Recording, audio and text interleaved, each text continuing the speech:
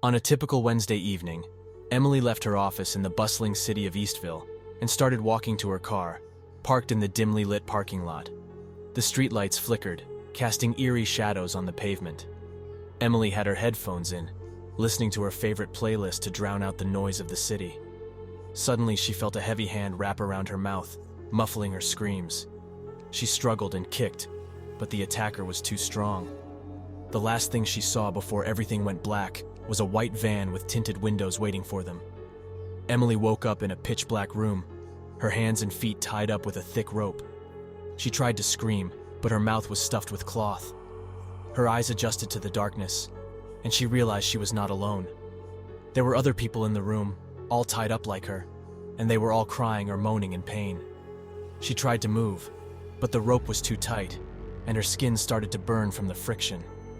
After what felt like hours, the door opened, and a man walked in wearing a ski mask that concealed his identity. He walked slowly around the room, inspecting each person, and when he got to Emily, he smiled. "You're awake," he said in a low voice.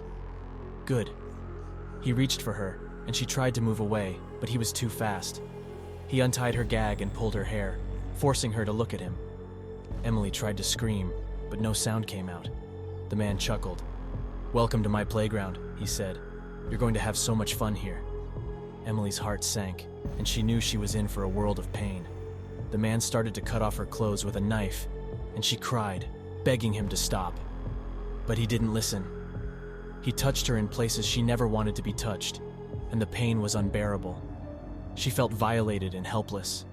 Days turned into weeks, and Emily lost track of time. Every day was the same: torture, rape, and humiliation. She tried to plan her escape, but the man was always one step ahead. He knew what she was thinking, and he punished her for it. She was forced to endure unbearable suffering and was left with physical and emotional scars. One day, Emily woke up, and the man was nowhere to be found. She took the opportunity to look around the room and found a small window, high above the ground.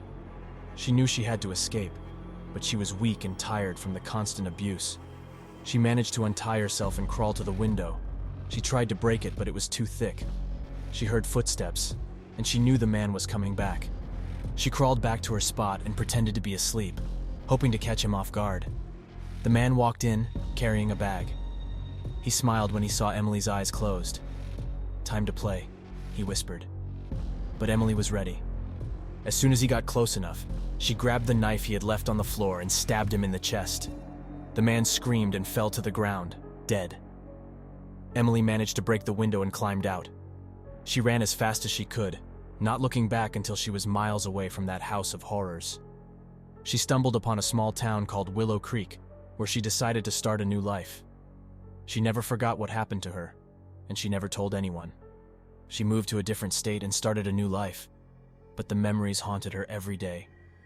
She knew she would never be the same again, and had to learn how to live with the trauma. Emily's experience made her an advocate for others who had gone through similar experiences, and she devoted her life to helping them heal.